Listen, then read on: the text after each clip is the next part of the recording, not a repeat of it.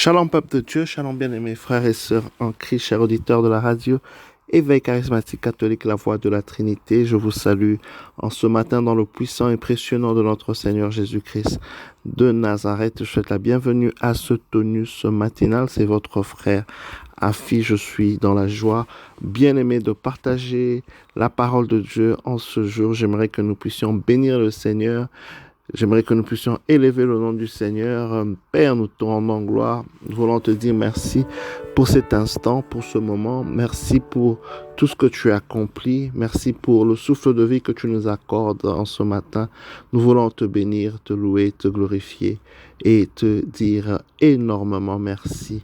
Nous voulons te recommander ces instants. Père, remplis-nous, conduis-nous dans les voies du Seigneur. Ô Père, Saint-Esprit, viens en ce moment saturer l'atmosphère spirituelle et physique. Montre-nous les voies de Dieu dans le nom de Jésus. Nous avons ainsi prié. Amen. La Bible déclare, nous allons prendre la première lecture d'aujourd'hui. La Bible déclare dans le livre d'Exode, au chapitre 1, à partir du verset 8, en ce jour-là, un nouveau roi vint au pouvoir en Égypte. Il n'avait pas connu Joseph. Il dit à son peuple, voici que le peuple des fils d'Israël est maintenant plus nombreux et plus puissant que nous. Prenons donc les dispositions voulues pour l'empêcher de se multiplier. Alléluia. Cette parole vient en ce matin nous faire comprendre, bien-aimés, que lorsque la tempête se lève, lorsque l'oppression voit le jour dans ta vie, lorsque certains blocages, certaines situations, certains combats viennent sur ton chemin, cela au fait est l'indication au fait que il y a quelque chose de précieux en toi et le monde spirituel est en train justement de voir en toi une certaine lumière, une certaine étoile. Et c'est pourquoi il voudrait au fait t'empêcher de déployer tout le potentiel que le ciel a prévu pour toi sur terre. Alléluia. C'est pourquoi nous devons toujours développer une manière renouvelée de voir les problèmes. C'est très important. La Bible déclare dans Romains 12... laissez-vous transformer par le renouvellement de l'intelligence. C'est très important que notre intelligence soit renouvelée.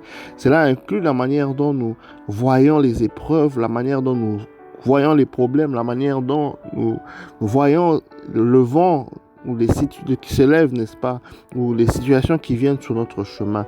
On doit comprendre que à part le Saint-Esprit, nous sommes puissants.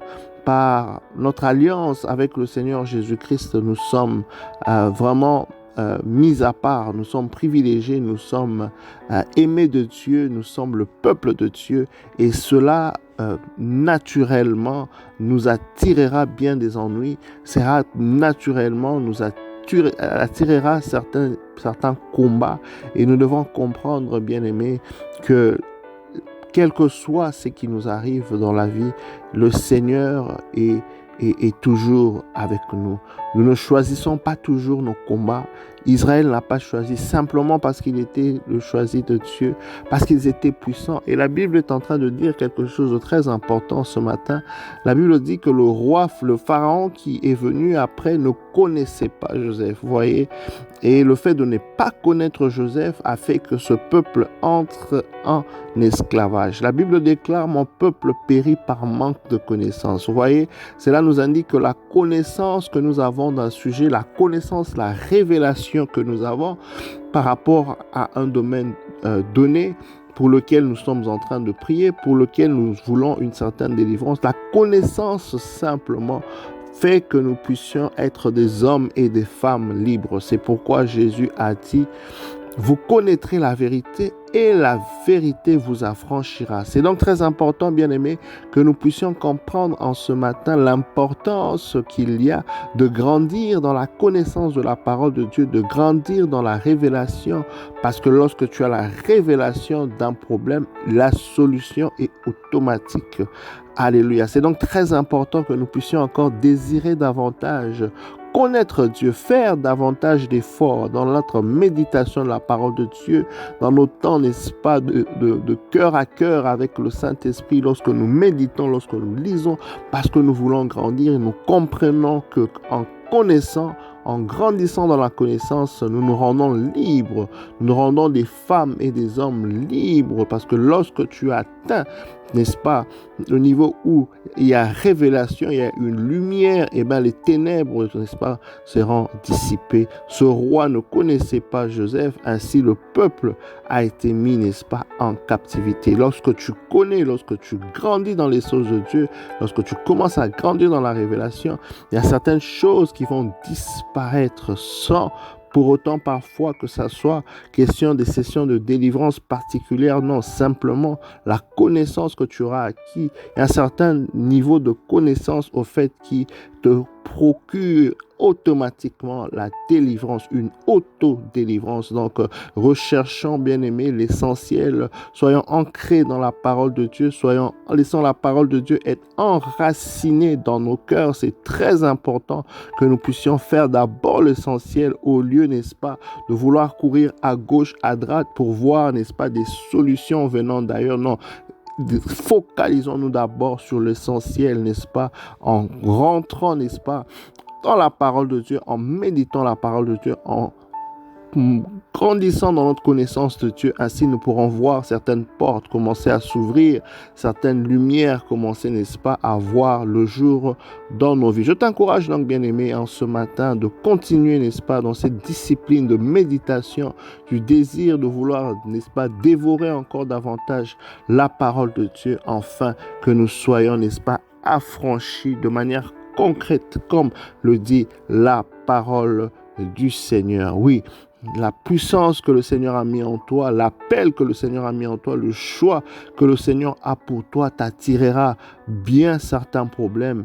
Mais rappelle-toi que celui qui t'a envoyé en mission, c'est lui aussi qui te défendra. Ne te défends pas, garde silence devant le Seigneur. Si c'est Dieu qui t'a suscité, si c'est Dieu qui t'a envoyé, si la chose pour laquelle tu es en train d'être combattu, ça vient de Dieu. Rappelle-toi, bien-aimé, dans la Bible, il est écrit à un moment donné que le Christ était tellement, les disciples étaient tellement persécutés. Gamaliel est venu dire, il y a eu des gens qui sont venus, n'est-ce pas, qui ont fait certains mouvements et puis ils ont disparu avec leur maître. Les disciples que vous êtes en train de persécuter, vous devez comprendre que si leur affaire vient de Dieu, vous êtes il y a des problèmes, vous êtes en trouble, j'aimerais dire, parce que ce qui vient de Dieu demeure. Donc le combat dans lequel tu te trouves, les épreuves par lesquelles tu passes, si c'est à cause de quelque chose que Dieu a mis dans ta vie, si c'est à cause de ton appel, tu dois comprendre, bien-aimé, que tu es plus que vainqueur en Jésus-Christ. Tu dois tenir bon. Tu dois tenir bon parce que celui, n'est-ce pas, qui t'a donné la vision a aussi la provision pour toi. Celui qui t'a donné, qui t'a appelé à le servir, a aussi la solution à tout problème. Ne désespère pas, n'abandonne pas, mais reviens à celui qui t'a appelé. Parle lorsque le Seigneur met une vision dans ton cœur. Tu ne parles plus des problèmes. Lorsque tu pries, tu ne regardes plus les épreuves, mais tu rappelles à Dieu la grandeur de la vision qu'il a mis en toi. Tu rappelles à Dieu que tu es dans son serviteur, sa servante. Ta manière même de prier change parce que tu sais en qui tu as cru, parce que tu comprends, n'est-ce pas, que les combats que tu as au travail, les combats que tu as dans le mariage, le combat que tu as dans le ministère, le combat que tu as dans la vie, bien aimé, tu ne l'as pas choisi, mais c'est lui qui t'a appelé, t'a promis la victoire. La Bible déclare, ils te feront la guerre, mais ils ne te vaincront pas.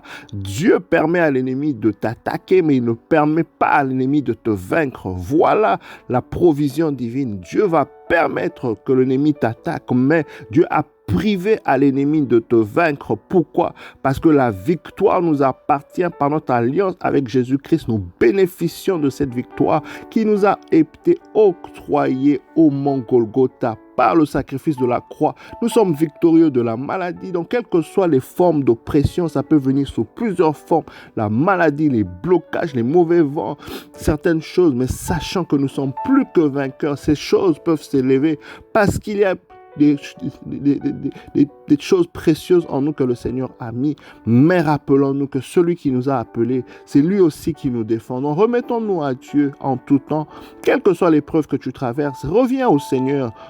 Qu'il te redonne la force. Prie pour qu'il te donne la foi et la force de sortir de ce problème. Prie et demande. Parfois, nous prions pour des sujets spécifiques, mais demandons aussi la force et la foi, n'est-ce pas, pour faire face à ce genre de situation. Parce que le choix que le Seigneur a mis en nous, évidemment, nous attire. Comme le peuple d'Israël, il était puissant, mais la Bible déclare, plus on l'oppressait, plus le peuple grandissait. Alléluia. Donc, ces problèmes ne peuvent pas te contenir. Tu es plus que vainqueur.